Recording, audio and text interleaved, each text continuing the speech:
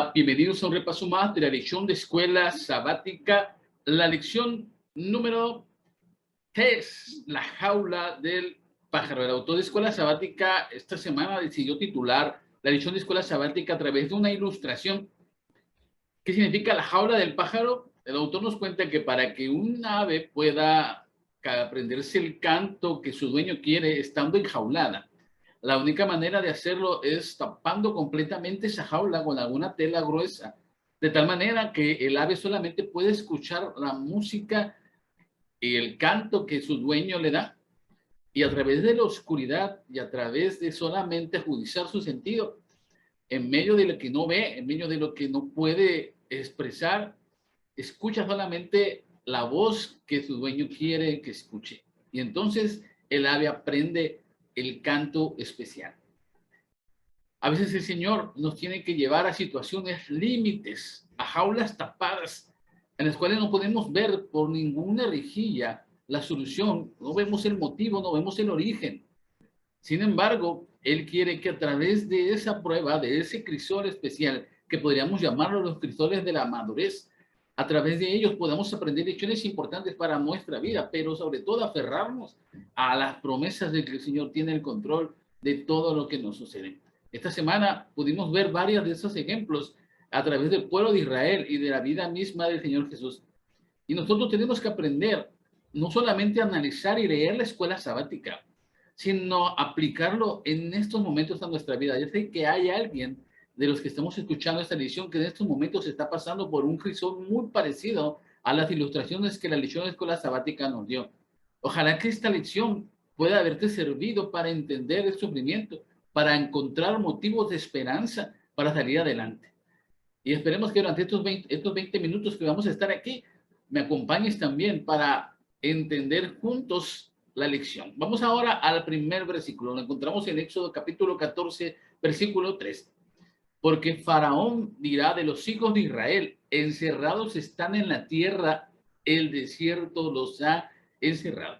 Aquí empezamos a entender un poco la manera en que Dios conduce a su pueblo y de manera gráfica a través del pueblo de Israel. Ellos son liberados de Egipto de manera poderosa a través de Moisés y Aarón. El poder de Dios se manifestó ante el faraón de tal manera que el pueblo de Israel fue liberado. ¿Hacia dónde los lleva Dios? En primera instancia los lleva hacia una encrucijada, a un territorio completamente hostil y difícil. De un lado, el desierto. De un lado, el lugar del cual habían salido y que ahora estaba rodeado de soldados porque venían a destruir al pueblo de Israel. A los lados se encontraban una parte rocosa que hacía como paredes que impedían que el pueblo de Israel huyera por esas montañas. Y más adelante, justo enfrente de ellos, se encontraba el Mar Rojo, sin embarcaciones, sin la manera de poder nadar y correr todos esos kilómetros de que abarcaba ese mar. ¿Por qué el Señor nos llevó a un callejón sin salida, rodeado de montañas y el mar al frente? Es aparente forma de decirles que estaban encerrados y listos para ser ejecutados.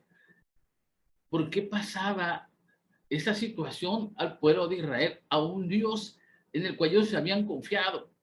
Porque ellos habían visto la insistencia en la cual el Señor había reclamado a ese pueblo para sí. Quizás ellos se sentían especiales de saber que un Dios tan poderoso había intervenido por ellos después de estar tantos años esclavos, de un Dios que no se había olvidado de su pueblo. Pero ahora te sitúa en una situación extrema en la cual no ven el sentido de llevarlos a un lugar a morir.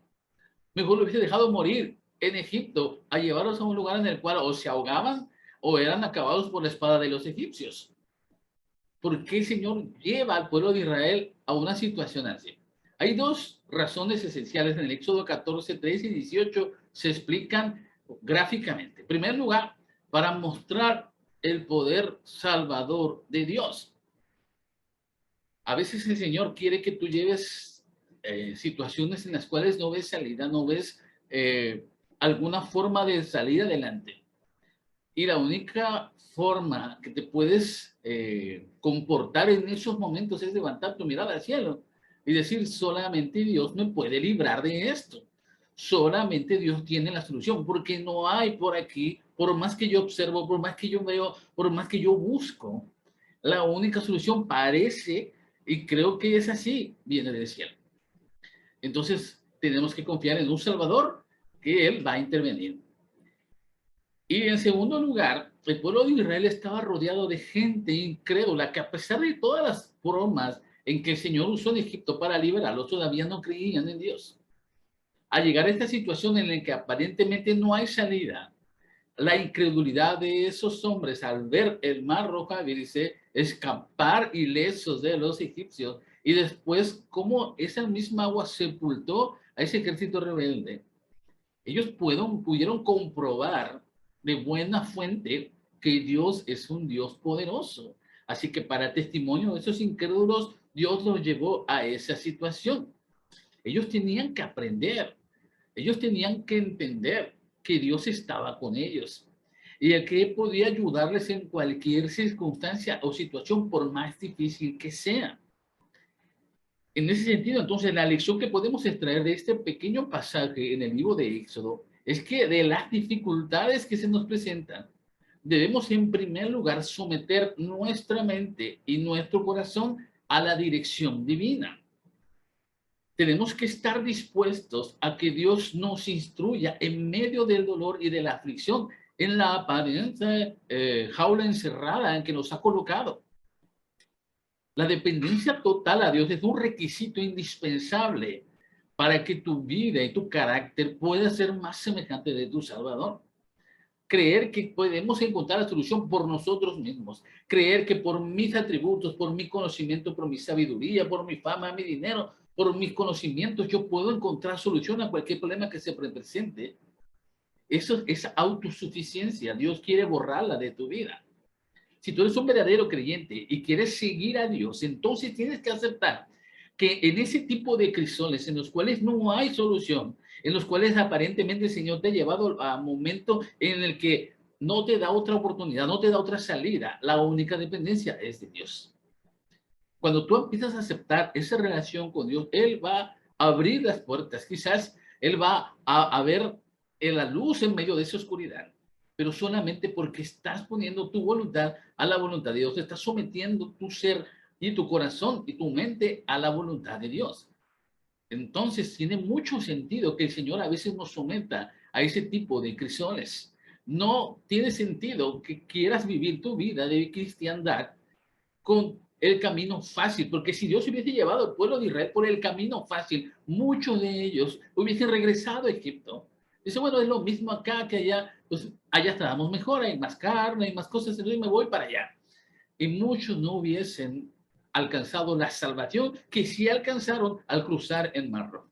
Pero no solamente fue ahí, el Señor todavía los lleva a situaciones quizás un poco más apremiantes, porque uno dice, bueno, aquí hay una situación extrema, ¿de acuerdo? El ejército, el desierto, las montañas, el Mar Rojo se abre, ocurre algo extraordinario. Y son circunstancias en las cuales Dios interviene, ¿ok? Puede ser que no tengas que pasar por el Mar Rojo, pero sí quizás una enfermedad muy grave en la cual no sabías, no tenías ya ninguna forma de liberarte de ella. Y sin embargo, Dios de forma milagrosa obró y te libró. Muy bien. Ese es el caso de situaciones en las cuales son muy extremas. Pero ¿qué pasa cuando creemos que estamos sometidos a la voluntad de Dios y porque estamos haciendo lo bueno, porque estamos siguiendo sus pasos? De pronto ocurren circunstancias tan difíciles que incluso mis necesidades básicas entran también en conflicto. Uno puede pensar, ok, las situaciones extremas, las situaciones como la que pasó al pueblo de Israel en el Mar Rojo son muy extrañas, muy circunstanciales, ¿de acuerdo? Pero ¿qué pasa cuando son necesidades básicas, cosas cotidianas, como por ejemplo tomar agua? Vamos a ver lo que dice Éxodo 17:7. ¿Está pues Jehová entre nosotros o no? Parte final de Éxodo 17:7 dice eso. Tras cruzar el Mar Rojo, Dios guió al pueblo de Israel por lugares secos, en el lugar en el cual ellos tenían que caminar, en el desierto, ¿de acuerdo? La necesidad más apremiante del pueblo de Israel en el desierto, ¿cuál era? Era precisamente tomar agua. Sin agua no hay vida. Y ellos iban a morir. Habían pasado varios días desde que salen del Mar Rojo y no había agua. Los lleva a un lugar especial donde encuentran agua y cuando la beben resulta que es amarga. Incluso le pusieron a ese lugar Mara, que significa amargura. El agua era insalubre, ¿de acuerdo? Uno puede pensar, ¿por qué Señor se ensaña con su pueblo de esa manera? Que no tenía que cubrir por lo menos esa necesidad. Ok, no te estoy pidiendo que me lleves a una tienda. Estoy diciendo que me des por lo menos algo de beber y me das agua amarga. Más adelante, el pueblo de Israel va a otro lugar también y lo único que encuentra son rocas y tampoco hay agua.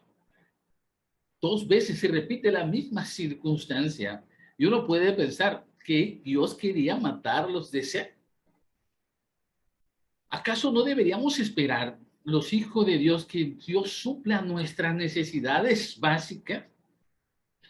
¿Qué se trata entonces de esta circunstancia? Muchas veces nosotros cuando somos sometidos a ese tipo de crisoles en los cuales nuestras necesidades básicas parece que no se van a cubrir, aquí hay una situación en la que podemos ponernos en contra de Dios.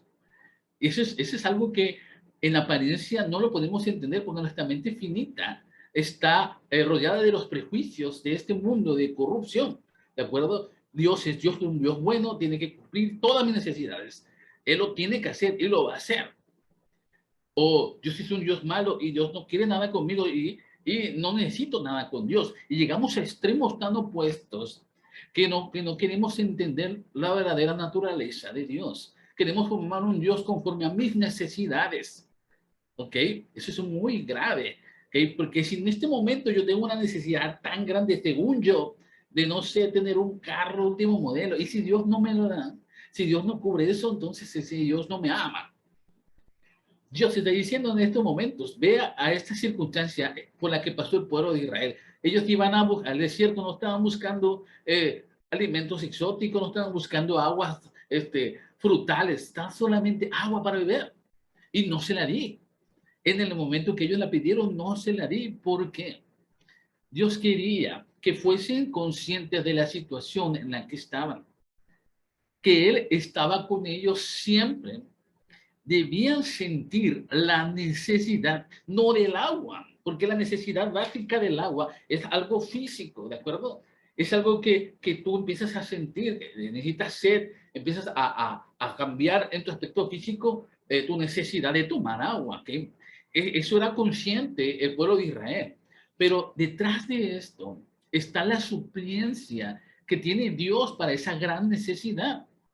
Ellos tenían que entender que detrás de todo ese problema, de toda esa dificultad, de toda esa ansiedad de tomar agua, está Dios. Aprender que separados de Dios, nada podemos hacer. En las dos circunstancias en las que el pueblo de Israel llega a necesitar agua, Dios obra de manera milagrosa. Endulza las aguas de Mara o toca la piedra para que de la piedra salga agua. En las dos circunstancias en las cuales ya no había que beber, Dios abre las fuentes para que el pueblo de Israel tome agua y cubra esa necesidad. Pero solo hasta que Dios intervino, surgió que esa necesidad pudo estar completamente cubierta. Esa lección es muy importante para nosotros, porque a veces nos olvidamos y pensamos que ya por ser seguidor de Dios ya tengo que tener todo cubierto a la perfección y en abundancia. Y eso no es así, porque también en esa circunstancia nos olvidamos de Dios. Y Dios lo que quiere es que permanezcas en Él, que entiendas que detrás de todo eso, de lo más básico, de lo más simple, como es la luz del sol, como es el agua, como es el alimento, allí está Dios. Y si no aprendes a reconocer a Dios en esas circunstancias básicas, no estás preparado para recibir la abundancia que Él tiene para ti. Porque si tú reconoces a Dios en tu necesidad más apremiante, entonces estás preparado para tener todo lo que Dios quiere para ti, pero tienes que aprender a depender de Él. Y el pueblo de Israel, que había escapado de circunstancias tan extremas como el Mar Rojo, ahora tenía que entender que lo más básico también necesitaba de Dios, así como tú en estos momentos lo necesitas. Fíjense este pensamiento de Reflejemos a Jesús del 5 de diciembre. En su misericordia, Dios no siempre nos coloca en los lugares más fáciles, pues si lo hiciera por nuestra autosuficiencia, olvidaríamos que el Señor es nuestro ayudador en tiempos de necesidad. Él permite los desengaños y las pruebas para que percibamos nuestra impotencia y aprendamos a pedir ayuda al Señor, como un niño que cuando está hambriento y sediento se dirige a su Padre terrenal. ¿Qué tal? Qué hermoso pensamiento de la profeta del Señor. Tenemos que buscar al Señor en cualquier necesidad, aún en la más básica. Nunca te olvides que todo depende de Dios. El día que tú te olvides de eso, estás a un paso de perder tu salvación. Depende completamente de Dios. Ahora, la elección de escuela sabática nos llevó a una circunstancia muy especial. El Señor nos lleva a la tentación, Dios nos lleva a sufrir tentación, ¿sí o no? Esta pregunta creo que está en la mente de muchos de los lectores de esta semana. Cuando el autor de escuela sabática se va al comentario adicional, hace un señalamiento muy especial. Menciona ahí que el Papa Francisco había hecho un cambio al Padre Nuestro que está en los Evangelios, en el cual dice, no nos metas en tentación, y él había cambiado la redacción de ese texto por no nos dejes caer en la tentación. El autor de escuela sabática dice que este concepto de cambiar la forma de escribir el Padre Nuestro está errónea por parte de esa autoridad de la Iglesia Católica. ¿Por qué? Porque el Señor había redactado de manera eficiente que no dejes entrar en tentación, no nos metas en tentación, como haciendo entender que a veces el Señor nos lleva a estar en circunstancias en las cuales nosotros vamos a ser tentados. ¿Okay? No es que no nos dejes caer, a dar a entender que el Señor no nos deja entrar en la tentación, sino que Él nos libra, pero nosotros a veces caemos. Y eso no es así. Y es por eso que es muy importante lo que dice Mateo 4:1. Acompáñame, por favor. Entonces, Jesús fue llevado por el Espíritu al desierto para ser tentado por el diablo. Escuché muy bien la redacción de Mateo 4:1. Dice que el Espíritu de Dios llevó a Jesús al desierto para ser tentado. Las circunstancias en las cuales Jesús estuvo siendo tentado fueron colocadas porque el Espíritu Santo lo llevó a ese lugar. Una cosa es ser tentado por nuestros malos deseos, ¿de acuerdo? Por nuestras concupiscencias, por nuestras ganas de hacerlo. ¿Okay? Pero cuando no tenemos ganas de hacerlo, sin embargo, se presenta la tentación, esa es otra cosa. Otra cosa es ser colocados por Dios en un lugar o situación en la que permite que seamos tentados, ¿ok? Las circunstancias están dadas para que seas tentado, pero el Señor no quiere que caigas en tentación, ¿de acuerdo? Dios nos somete a una prueba, nos coloca en un crisol para purificarnos o quemarnos si cedemos a la tentación. En estas situaciones debemos aferrarnos a las promesas de Dios, como la que está en 1 Corintios, capítulo 10, versículo 13. O imitar la forma en que Jesús hizo frente a la tentación. Y ese temple por el cual el Señor sabe que tú puedes pasar es muy importante para tu vida y para tu carácter. ¿Okay? A veces pensamos que estamos en una burbujita completamente protegidos de la tentación. Yo llego a la iglesia, yo diezmo, yo ofrendo, yo participo, regreso a mi casa, estudio mi lección y no va a pasar nada con mi vida. Jamás voy a entrar en sufrimiento, jamás voy a entrar en conflicto con Satanás porque yo estoy haciendo lo bueno. Lo bueno.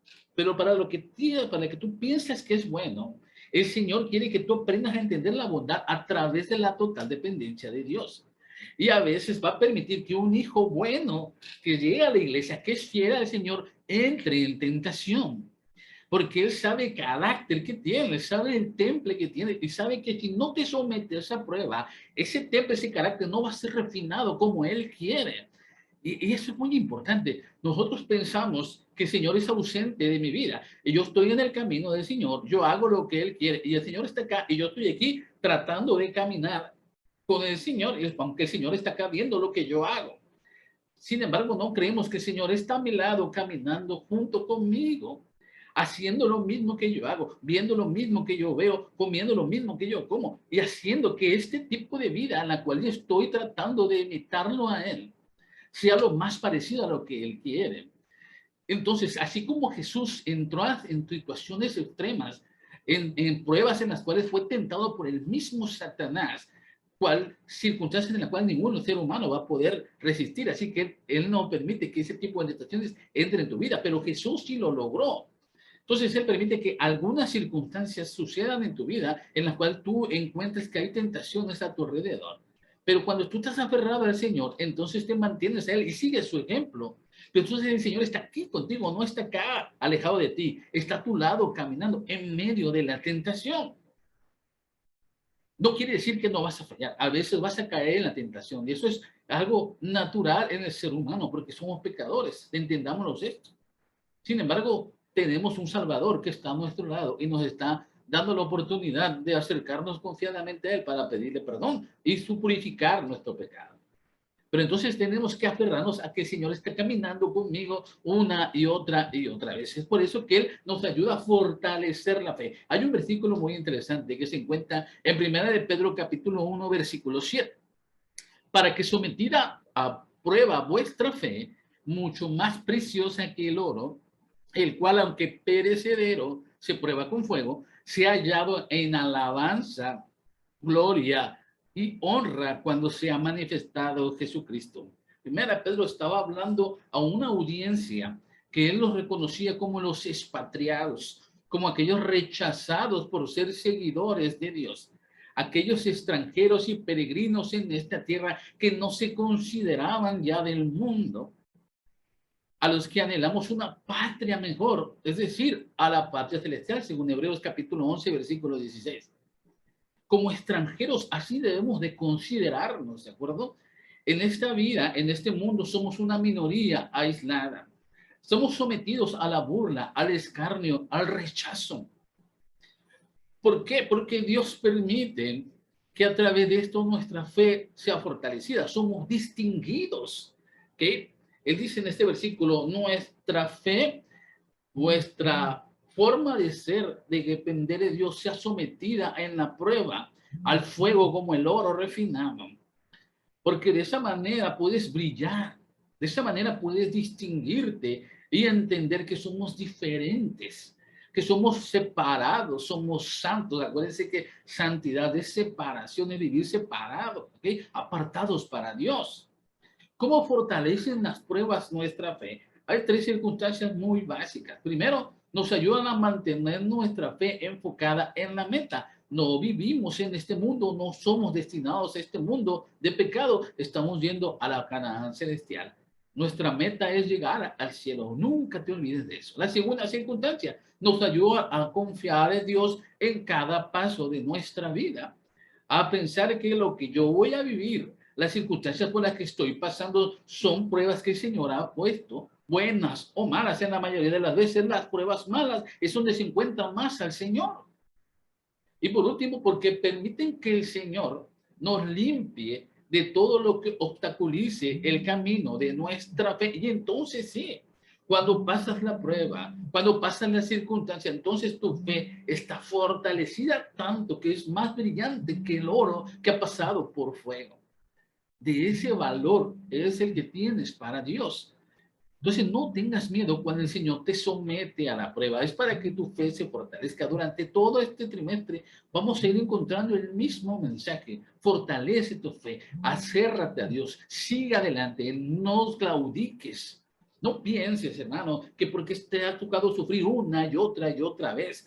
No pienses que por eso Dios no te ama, que Dios no tiene un plan para tu vida. Al contrario, entre más pruebas tengas, entre más dificultades encuentres de tu vida, entiende que el Señor te está sometiendo a una refinación tal que si tú te mantienes aferrado a Él, vas a ser un pilar para lo que Él quiere para tu vida, para cumplir una misión más grande y sobre todo para que estés listo para ir al cielo. La parte final de la escuela sabática nos ayuda a entender cómo fortalecer nuestra confianza en Dios. Vamos a ver lo que dice Hebreos capítulo 10, versículo 35.